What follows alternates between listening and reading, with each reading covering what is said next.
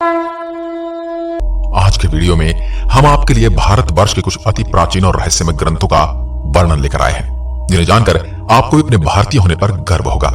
वैसे तो आजकल की युवा पीढ़ी प्राचीन भारत के इतिहास और धर्म ग्रंथों को मजाक उड़ाकर, उन्हें बेबुनियादी बताकर खुद को मॉडर्न कहलाना पसंद करती है। हमारी प्राचीन ग्रंथों में जो ज्ञान, जो जानकारी है, उनकी तो किसी को कदर ही नहीं है।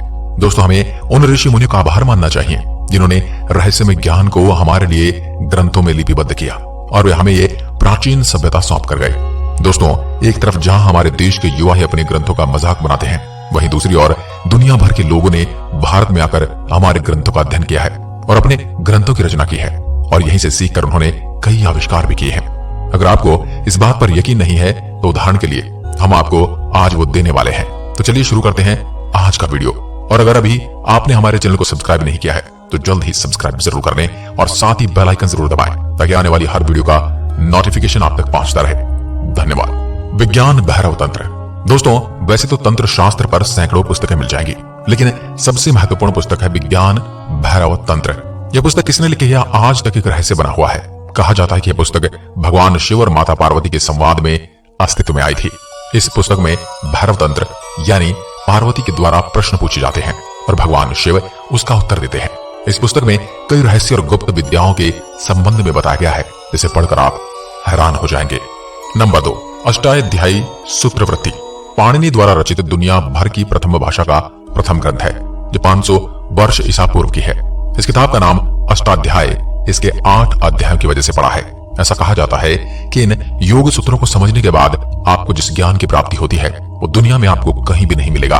पाणिनि के इस ग्रंथ पर महामुनि कात्यायन का विचित्र वृत्त ग्रंथ है और इसी तरह महर्षि पतंजलि ने इस ग्रंथ पर विषाद विवरणात्मक ग्रंथ महाभाष्य लिखा। योग सूत्र में ही अष्टांग योग की चर्चा की गई है। यह अष्टांग योग दुनिया के सभी ग्रंथों और दुनिया के सभी तरफ के दर्शनों का सार है, जिससे मोक्ष की प्राप्ति होती है। नंबर 3, सामुद्रिक शास्त्र। सामुद्रिक शास्त्र भी एक रहस्यमय शास्त्र है जो व्यक्ति के संपूर्ण चरित्र और भविष्य को उजागर करके रख देता है। हस्तरेख विज्ञान तो सामुद्रिक विद्या की बस एक शाखा मात्र है। सामुद्रिक शास्त्र मुखमंडल तथा संपूर्ण शरीर के अध्ययन की विद्या है। भारत में यह वैदिक काल से ही प्रचलित है। दक्षिण भारत में यह ज्ञान ज्यादा प्रचलित रहा है। इसके जानकार भी दक्षिण भारत में ही पाए जाते हैं। इस विज्ञान का उल्लेख प्राचीन काल ज्योतिष शास्त्र में भी मिलता है और ज्योतिष शास्त्र की ही भांति सामुद्रिक शास्त्र का जन्म भी लगभग 5000 साल पूर्व में ही हुआ था। इसका प्रचार प्रसार सर्वप्रथम ऋषि समुद्र ने किया था, इसलिए इसका नाम उन्हीं के नाम पर सामुद्रिक शास्त्र हो गया। भारत से यह विद्या यूनान, चीन, रोम और इजराइल तक पहुंचेगी और आगे चलकर यह संपूर्ण यूरोप में फैल गई। कहा जाता है कि ईसा पूर्व 423 में यूनानी विद्वान इन शास्त्रों को पढ़ाया करते थे। इतिहासकारों के अनुसार हिपांजस और हगल की विधि पर सुनहरे अक्षरों पर लिखी सामुद्रिक ज्ञान की एक पुस्तक मिली, जिसे सिकंदर महान को भेंट कर दिया गया था। नंबर 4, उपनिषद। दोस्तों, उपनिषद का नाम तो आपने सुना ही होगा। इसकी कुल संख्या 108 है।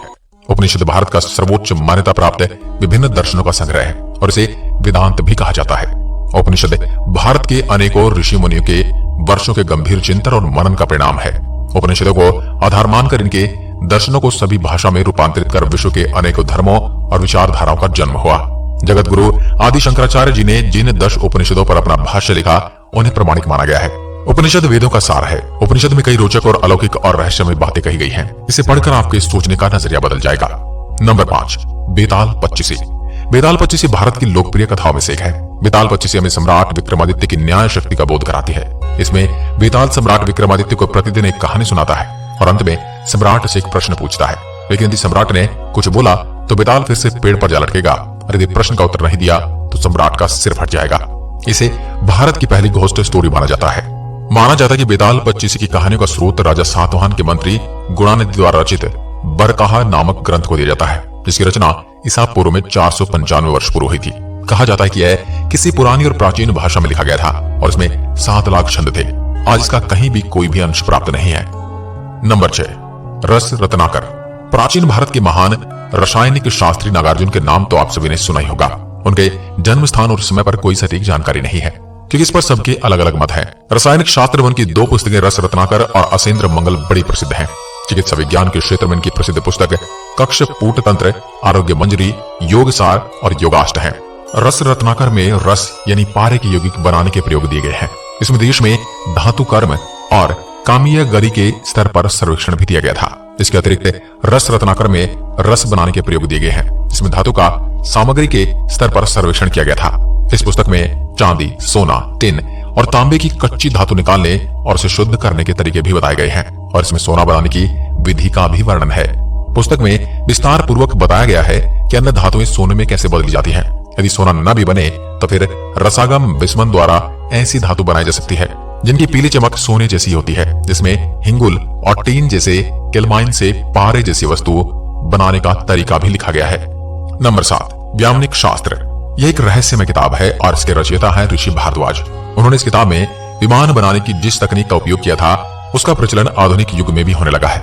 ऋषि भारद्वाज ने यंत्र सर्वस्य नामक वृद्ध ग्रंथ की रचना की थी और इस ग्रंथ का कुछ भाग स्वामी ब्रह्म मुनि ने विमान शास्त्र के नाम से प्रकाशित करवाया था। कहा जाता है कि इस दिव्य ग्रंथ में उच्च और निम्न स्तर पर विचरण करने वाले विविध धातुओं के निर्माण का विवरण मिलता है। नंबर 8, अथर्ववेद। अथर्ववेद के सूत्रों को समझना बेहद ही कठिन है। इस वेद में कई तरह की विद्याओं का वर्णन मिलता है, जैसे प्राण विद्या, मधु विद्या, सम्मोहन विद्या, विकर्षण विद्या एवं संवर्ग विद्या आदि।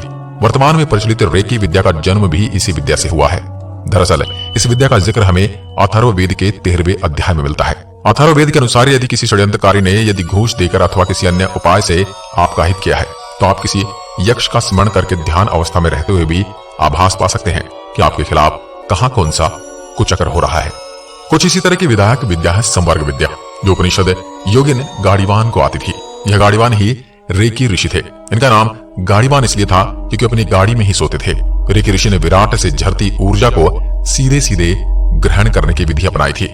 उनकी इसी विद्या को जापान में रेकी कहा गया है। कई लोग इसके पीछे का इतिहास नहीं जानते हैं, इसलिए वे रेकी को जापानी विद्या मानते हैं। और इसी के साथ आपको यह भी बता दें कि सम्मोहन यानी हिप्नोटिज्म का जन्म भी अथर्ववेद से ही हुआ है। सम्मोहन विद्या को ही प्राण विद्या या त्रिकाल विद्या कहा जाता है। इसे मोहिनी विद्या और वशीकरण विद्या भी कहा जाता है। हमारे ऋषि मुनि सिद्धियां और मोक्ष प्राप्ति के लिए इस विद्या का उपयोग किया करते थे, लेकिन अब यह विद्या गलत लोगों के हाथ में लगी तो उन्होंने काला जादू करना शुरू किया, लोगों को अपने वश में करने लगे। इस प्रकार अनेकों रहस्यमय ज्ञान से भरा हुआ हमारा इतिहास जो आज भी कहीं किसी न किसी ग्रंथ में छुपा हुआ है। नंबर 10, लाल किताब। कहा जाता है कि प्राचीन काल में आकाशवाणी होती थी और उसी आकाशवाणी के जरिए कुछ इस प्रकार की ज्ञान की बातें होती थी जो साधारण मनुष्य की सोच से भी परे है।